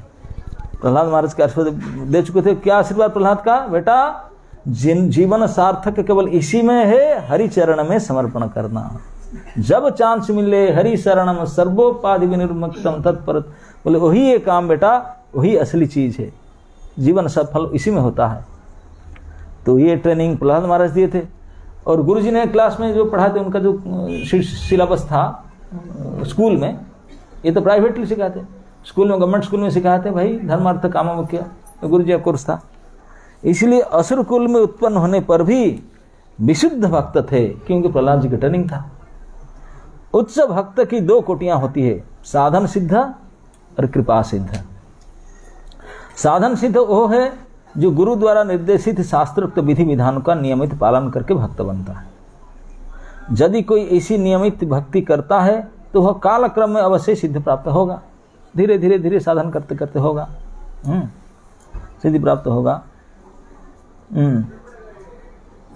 किंतु कुछ ऐसे भी भक्त होते हैं जो भक्ति के सभी नियम विधानों का पालन नहीं करते किए रहते हैं, किंतु गुरु तथा कृष्ण की विशेष कृपा से तुरंत ही सिद्ध भक्ति में प्रगति कर लेते हैं, के रहते हैं। ऐसे भक्त के उदाहरण यज्ञ पत्नियां, महाराज बलि, सुखदेव गोस्वामी, तो ये सब उदाहरण देते हैं। बोले वो उसको कैसे समझाऊं मैंने आपको? ये जहाँ हम रहते हैं 4th फ्लोर है, 4था महला, और सीढ़ी भी 1-1 फुट का है, चल कर जाना नहीं चाहते तो 2 ऑप्शन है, सीढ़ी में भी जा सकते हैं, लिफ्ट में लगा हुआ है, तो आप किसको चूज करेंगे? करेंगे ना भाई, डायरेक्ट है, बटन दबाओ सीधा पहुंचो। और यहाँ से थक्के मारे लाठी लगे पकड़ करके, बोले वो भी पहुंचेंगे, समय लगेगा, बैठे उठे जाएंगे, लेकिन यहाँ तो दबाओ पहुंचो, कोई प्रश्न पर। बोले ये जो लिफ्ट में जाते हैं वो कौन है? कृपा सिद्ध। और सीढ़ी में चलने वाले साधन सिद्ध। स्टेप स्टेप करते करते जाके पहुंचेंगे वही, लेकिन समय लगेगा और विधि विधान करते। लेकिन जो लिफ्ट वाले हो तो बटन दबाए पहुंचे, आज इट इज। तो बोलते हैं ऐसे भी होता ना, ऐसे भी होता है। वो उदाहरण भी दिए, बलि महाराज इसमें से एक है, और डायरेक्ट लिफ्ट पकड़ के चले गए। और यज्ञ पत्नियां, और ऐसे जो होते हैं कुछ डायरेक्ट पा करके और सब गए थे। सुखदेव गोस्वामी और डायरेक्ट वो कोई प्रोसेसिंग नहीं किए, निभक्त ट्रेनिंग भी नहीं की, सीधा। तो यद्यपि ये ब्राह्मण अत्यंत विद्वान तथा वैदिक ज्ञान में निपुण थे, कौन? शुक्राचार्य, किंतु उन्हें कृष्ण बलराम की कृपा प्राप्त नहीं हो पाई थी। कौन ब्राह्मण थे? जो यज्ञ पत्नी करने वाले याज्ञिक ब्राह्मण थे, उनके उदाहरण पर बात देते हैं। जो यज्ञ करने वाले ब्राह्मण थे, स्वाहा कर रहे थे मथुरा बॉर्डर में, जंगल में, तो वैदिक कर्म में बड़े निपुण थे, एक्सपर्ट थे, मंत्र पंडित। लेकिन ठाकुर जी की कृपा उनको, क्या घटना आपको तो पता होगा ना, कृष्ण बलराम थोड़ा चलते चलते, भगवान का इच्छा है कुछ उनके ऊपर कृपा करना था, क्योंकि वो बेचारे जो ब्राह्मणियां हैं, स्त्रियां ब्राह्मण परिवार की, खूब सुने, मन भर गया था, उनका कान भर गया था। क्योंकि जो शंखा बेचने वाली, शंखा बोलते ना, आप क्या बोलते हैं उसको? शंखा बोलते हैं, क्या बोलते हैं? अरे आजकल पहनते नहीं, कोई पहनते तो हैं शंख चूड़ी, चूड़ी बोलते हैं, चाहे शंख में बने, चाहे ग्लास में बने, प्लास्टिक में बने, चूड़ी बोलते हैं ना, चूड़ी, उसको शंखा कहते हैं। चूड़ी बेचने वाला चूड़ी बेचना बोलते हैं, उसको शंखारी बोलते हैं। तो जो शंखा बेचने वाला, चूड़ी बेचने वाला, वो आता था मथुरा में, और दही बेचने वाले, घी बेचने वाले, और ये सब, वो सब दोनों सभी जगह में जाते ना, गोकुल वगैरह में जाते हैं, वहाँ सुन करके आते हैं। एवरीडे कृष्ण का कोई लीला सुन करके वही बात कहते हैं आकर। वो चूड़ी क्या खरीदेंगे, बैठ कर सुनते हैं, वो बोलती है बैठ के सुनते हैं कृष्ण लीला। इतने सुन सुन करके दही बेचने वाली, फूल वाली, वो वाली, सब गांव से तो प्रोडक्ट आता है, सब वो तो सिटी है, गांव से सब आते हैं। गांव के लोगों से यही कथा, कृष्ण बलराम कथा सुन सुन करके उनका मन कान हृदय भर चुका है। तो मन में बहुत इच्छा होता है, ये लड़का ऐसा है, एक बार देखते, एक बार देखते, ओ ऐसा है, हमारे भाग्य में नहीं, थोड़ा देखते। मन में उनका इतने चाह बन बन करके स्टक पड़ा हुआ था देखने के लिए, कभी देखें, उनकी सेवा करें, लेकिन चांस नहीं मिल रहा था। मन में बहुत इच्छा था। वो भी सुने थे ब्राह्मण लोग, लेकिन वो काम में रहते थे, सुनते थे, हाँ, लेकिन शास्त्र आज्ञा है, वेद वैदिक करना चाहिए, वो इसमें रखते थे श्रद्धा। तो जिस दिन उनका यज्ञ पूर्णाहुति था, उस दिन यज्ञ पूर्णाहुति के दिन, जैसे भंडारा है ना दोपहर में, सुबह शाम नहीं है, तो दोपहर भंडार में चकाचक होगा। तो बन रहा था कि जो बनाने वाले वो बेचारे नहीं आ रहे, पता नहीं वहाँ साउंड लगा कि नहीं। तो वो तो बनाने में लगे हैं, स्त्रियां सब घर में, वो यज्ञ कुंड में यज्ञ स्वाहा करते हैं, स्त्रियां सब घर में पकवान बना रही है, क्योंकि अभी 12 बजे अफरिंग होगा, 1 तो बजी गया, अफरिंग होगा, तैयार कर रहे हैं प्लेट। और उन्होंने यज्ञ संपन्न करके पानी फानी दे करके अभी आवाज़ लगाने वाले है घर वाली, उनका नाम लिए होंगे, जो भी किए होंगे, नाम डायरेक्ट नहीं लेते हैं, उनका माँ, उनका बेटी, ऐसे करके बेटी का नाम लिख, बोले उनके माँ ले आओ, भोग लेकर आओ, भोग लेने का टाइम हो गया, 12 बजे, हम सुबह से खाए नहीं, मंत्र तंत्र बोल करके। अब भोग लगाने के बाद हमको पारायण करना है, भोग लगाना है, हमें प्रसाद लेना है, तो भोग लेकर प्लेट में आओ। वो हाँ अभी ला रही हूँ, घर से आवाज़ देना, अभी ला रही हूँ, उनको नहीं पता था। इतने में वो भोग लगाने के प्रोसेस में पहले आए थे ग्वाल बाल कुछ मांगने के लिए, कृष्ण बलराम आए, इतना दूर भूखे हैं, कुछ प्रसाद, उनसे बात ही नहीं की, कहाँ से गवार आ गए, हम डिस्टर्ब कर रहे हैं, हमको बात ही नहीं क्यों पूछे नहीं। वो वापस गए, बोले यार ये हमसे बात ही नहीं कर, देखते नहीं हमारा नंबर, हाँ आपका नाम ही बोले, सुने नहीं, बोले आप गलती के फ्रंट साइड में गए, बैक साइड में जाओ, बैक डोर में जाओ और जाकर वहाँ बताना, क्या बताऊँ ना, मेरा नाम सीधा बताना, वो आए हैं और भूखे हैं। जब उन्होंने प्लेट रेडी कर रहे थे अफरिंग के लेने के लिए, इसी समय दरवाजा बैक डोर से knock हुआ। कौन है ना, मैया सीरियस मामला, भूखा है पेट ना, क्या बात है, कहाँ से आए रे बेटा, देखने में कृष्ण जैसा है, कृष्ण सखा साहब, कृष्ण सखा वैसे जैसे हैं, सब वही ड्रेस में, जो ड्रेस के बारे में खूब सुने थे, वो कछनी बांधे, सिंगा श्रृंग बेत लकुट सब लेकर के, भले उनको याद है, उनके पार्टी के तो नहीं, उन्हीं के ही है, वही तो भेजे हैं, पार्टी के क्या है, वही खुद, अरे वो आए, श्री कृष्ण बलराम आए नहीं, हमको भेजे, भूखे हैं, सुबह खाए नहीं, ब्रेकफास्ट मिस उनका, अरे मांग रहे ना, इसलिए तो बोले बैक डोर से जाओ, कुछ पकवान लेकर आओ, भोग लगाने से पहले यहाँ आगे को भोग लगा, यहाँ मैं खुद खड़ा हूँ। यज्ञ के ईश्वर कौन है, वही है, और वो आग में डाला यहाँ डायरेक्ट न दे करके। और माता जी को बेचारे इतना ज्ञान नहीं था, डायरेक्ट वो कुछ नहीं था, शास्त्र ज्ञान कुछ नहीं था, इतने उनके अंदर प्रेम था, बहुत सुन कर उनको हम देखना चाहते हैं, खिलाना चाहती है। जैसे सुने वो देखे, उनके पार्टी के लड़का है, वही ड्रेस फिर से पहने हुए, अब भूल गए, पति बुला रहे, ला रही हो, उनका आवाज ऐसे ही रह गया कान में, ऐसे अंगुली देकर प्लेट उठाए, भागे पीछे डोर से, सारे पत्नियां भाग गई, जो पकवान बने थे लेकर के गई। वो बेचारे चिल्लाते हैं, अरे अमक माँ क्यों लेकर नहीं रहा है, अरे टाइम हो रहा है, हम तभी मंत्र लगा रहे हो, पानी डाल दिया, तुलसी पत्ता लगा कर बैठे, लाओ, आवाज ही नहीं आ रहा है। बोलते क्या होगा, कोई आवाज नहीं आ रहा है, चुपचाप।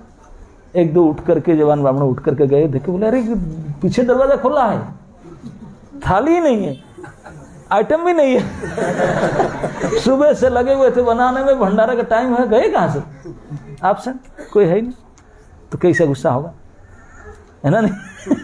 आप सुबह से नहीं खाए हो और सुहा सुहा करने में बिल्कुल भूख बिल्कुल टफ प्लेस पर है। आप सुबह से आप देखें कि ये आइटम जो आपके टेस्टी आइटम से बन रहा था गरम गरम, उसको केवल तुलसी पत्ता लगा कर मार ताली उठा थाली, अब खाना और क्या, इतने टाइम थोड़ी ना लगाते हैं, गायत्री करो, ये करो, अरे यार उठाओ तो, लेकिन थाली गया कहाँ है, वो गई कहाँ है, हम बैठे हैं भूखे में, अरे गई कहाँ, आवाज भी नहीं सुनती है।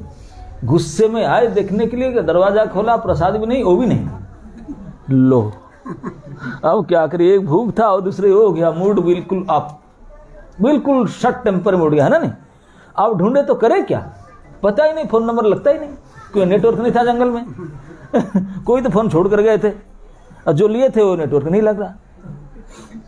इतने गुस्सा है कि इसको फोन भी करो नहीं लगे, गुस्सा नहीं आता, भले भी उठाता नहीं यार, क्या पता उनको लग नहीं रहा है अब गुस्सा हुए, ओ आपने भूल गए कि पति भाड़ में जाए, यज्ञ में भाड़ में जाए, वो तो लेकर कृष्ण बलराम के आए हैं, उनको देखने के लिए चले गए और उनको देख रहे हैं, उनको खिलाने पिलाने चले गए।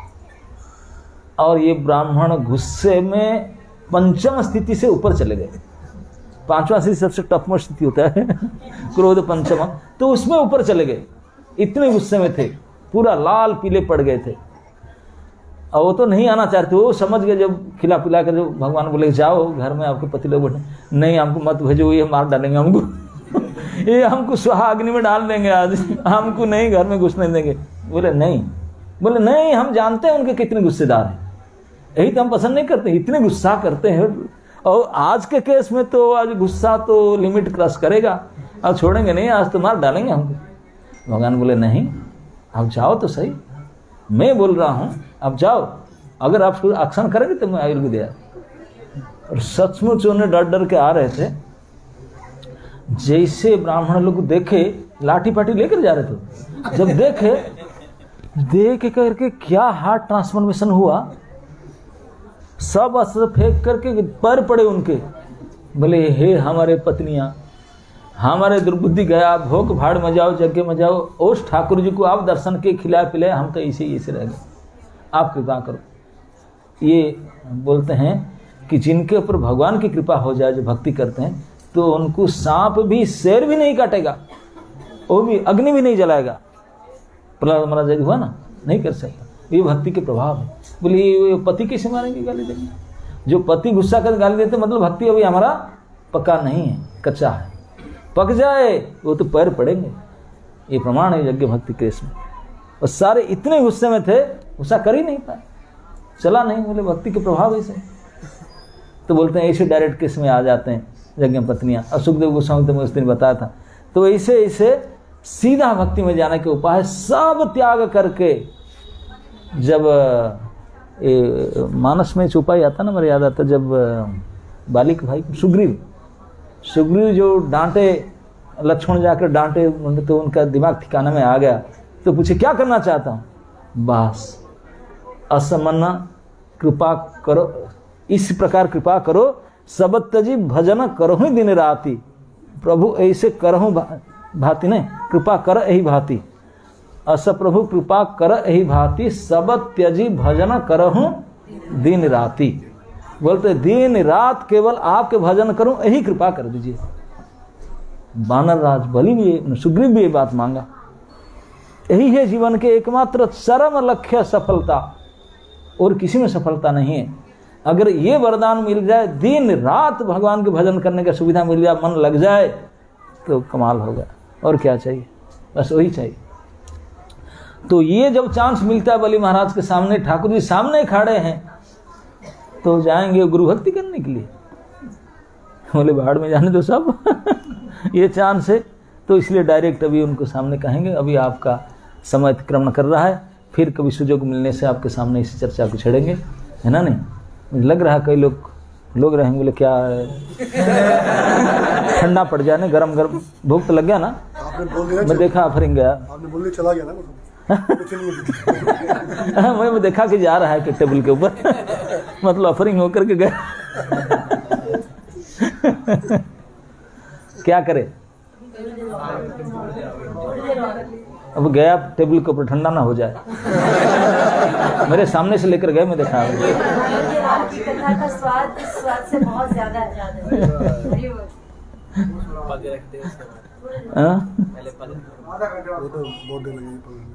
ये तो बहुत लंबा अध्याय है।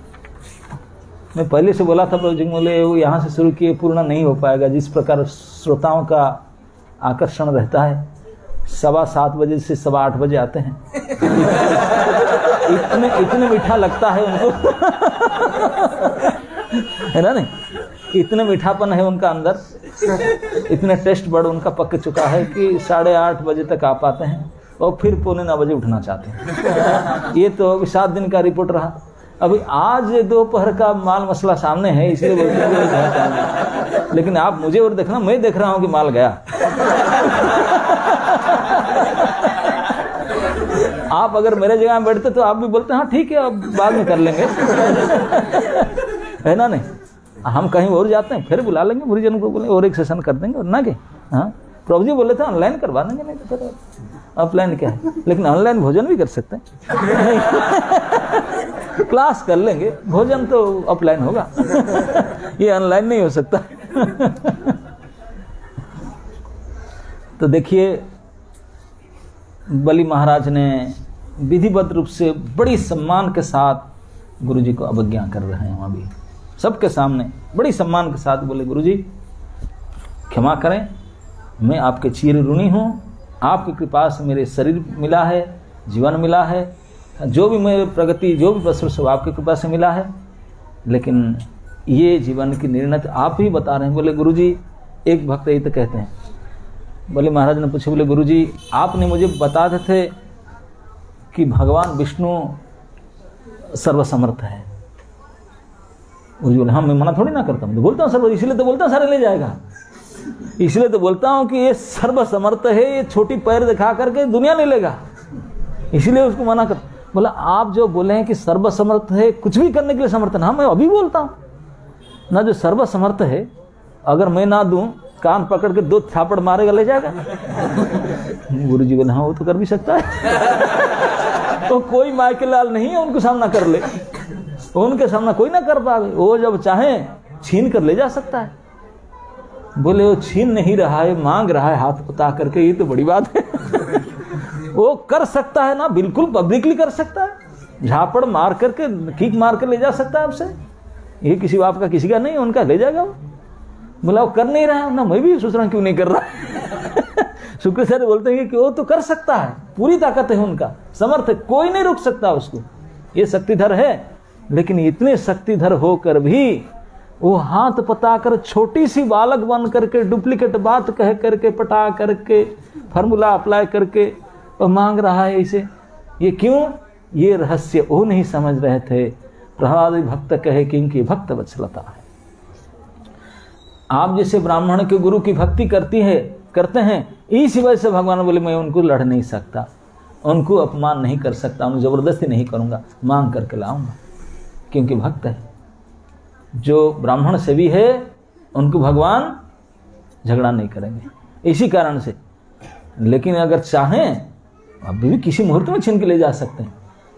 तो जब बलि महाराज ये स्टेटमेंट दे, बोले गुरु जी आपने खुद बता रहे तो छीन के ले जा सकता, सबके सामने ले जा सकता ना। अगर वो ले ना ले तो फिर वो क्या करे, उनका ही जाने, ले ले और क्या करे, हम जब उनके ये। लेकिन ले नहीं रहा है भाई, हमारा पेट पटना चले तो इसलिए मना कर दो ना।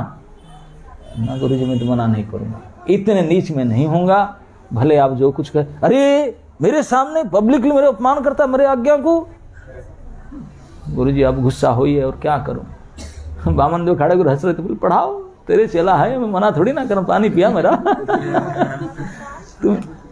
तो बोले अभिशाप दूंगा, सर नीचा कर दिए। गुरु जी आपके अभिशाप सहर्ष से मैं स्वीकार करूंगा। व्हाट? मैं अभिशाप दूंगा? आप हंसी खुशी से ले रहा? हाँ हंसी खुशी से। चलो क्या अभिशाप देंगे, बड़ी से बड़ी क्या देंगे? नरक में जाऊंगा, मैं तो प्रस्तुत पहले से हूं, मैं जानता हूं आप जैसे गुरु की बात को अवज्ञा करूंगा, नरक में जाऊंगा। नरक में भले जाऊं, इस बालक का वंचना नहीं करूंगा, उनको दे दो। बोले होगा नहीं तेरे पास, 2 पैर में नाप लेगा, तो देखूंगा जो होगा, उनका सामने झूठा नहीं बनूंगा। जरूरत पड़े आत्मदान करूंगा, अपने आप को दे डालूंगा, प्राणदे दान कर दूंगा, मर जाऊंगा, लेकिन उनका सामने झूठा नहीं होगा। शुक्राचार्य धड़ के बैठ गए सीट के ऊपर, जाने लगे। बाढ़ में जाए कुछ नहीं मिलेगा, अभी तो जाएगा सब नहीं मिले, 5 रुपया नहीं मिलेगा, गया सब, मूड ऑफ हो गया उनका। अब भगवान ने क्या करेंगे, बड़े अद्भुत भगवान की लीला। नापना शुरू करेंगे। अब तो जो नापे, स्केल जो दिखाए थे 4.5 इंच का, वो 4.5 करोड़ इंच बढ़ जाएगा। वहीं पे खड़े खड़े त्रिविक्रम हो गए, बटू वामन त्रिविक्रम बने और नाप गए उनके सामने, देखती रहेंगे, ना आंख जाता है न किधर दिशा, कुछ नहीं बने। बड़ी ने सब दे दिया, ठीक है, हाथ जोड़ के ले लीजिए। राज्य गया, समृद्धि गया, अपमान हुआ, फिर भगवान छोड़े ने बोले, रे झूठा कही के बड़ी बात कर रहा था, मैं देने वाला हूं इसे, दो। तीसरा पब कहाँ है? अरेस्ट किए उनको, नाग पास मंगा करके, भाई वो भिखारी डुप्लीकेट तो था ही पकड़ में कुछ नहीं लिया था, रस्सी नहीं था उनके पास में, हैंडकप बनाया, फोन करके बुलाया सीधा, बैकुंठ से आओ। बैकुंठ से उनके पार्षद आ गए, पुलिस आ गई उनके साथ पुलिस बोला बांधो उसको, नाग पास से बांधे, बांध कर डांटे तो बड़े देने के लिए बोल रहा था, अरेस्ट करो उसको। डांट करके इसे अपमानित वाक्य कह रहे थे। जो बलि महाराज के सेनापति से बैठे थे, बोले ये हमारा सामने हमारे राजा जी के इसी अपमान, घर में घुस करके बदमाशी कर रहा है, भिखारी बनकर आया था, हम तो सोच रहे थे अच्छा भिखारी है, ये इतनी खतरनाक है ये लड़का। वो शस्त्र शस्त्र लेकर टूट पड़े मारने के लिए, लड़का को एक्शन ला जाए, राजा को चीटिंग किया। लेकिन भगवान तो तैयारी थे, आपने सोल्जर पहले ही बुला के रखे थे, इशारा किए देख लो उनको, और वो तो वैकुंठ का इक्विपमेंट्स था, और यहाँ के शस्त्र शस्त्र क्या काम करे, ऐसे पिटाई मारे, भागे सो एम्बुलेंस में बुला नहीं पाए नंबर भूल गए, ऐसे भागे। बलि महाराज बोले भागो सब पाताल में चले जाओ, सब नहीं तो मारे जाएंगे आज। सब सैनिकों को अशुभ भाग गए, डर के मारे। बलि महाराज बोले तू झूठा नहीं, मैं झूठा नहीं होना चाहता, क्या है तेरे पास? बोले अभी तक मेरा जितना था आप ले लिए, मैं बाकी हूं, मैं तो मेरा से बड़ा होता ना। बोले अभी तो मैं बाकी हूं ना, ले लीजिए, सर दिखा दे, रखिए आपके चरण। तो वो है, इसी कारण से गुरु के अवमानना करके पब्लिकली, उनके वाक्य न मान करके जान देने के लिए आत्मदान कर डाले भगवान के पास में, उसी दिन से उनका नाम हिस्ट्री में चढ़ गया, वर्ल्ड गिनीज बुक्स में, महाजन हली। बलि महाराज नित्य काल का। अब आगे का घटना तो और सीरियसली, क्योंकि अभी तो इस प्रकार ड्रामा चला, अभी ड्रामा क्लाइमैक्स चेंज हो जाएगा। अभी जो ड्रामा होगा उसमें बहुत मर्मन्तुद बात है, फिर कभी उसका चर्चा करेंगे। हरे कृष्ण।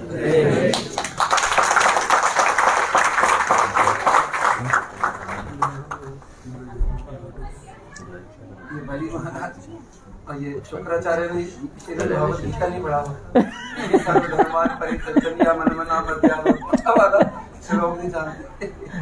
ये शुक्राचार्य वो पुराण वाचक थे, सत्यनारायण कथा करते थे।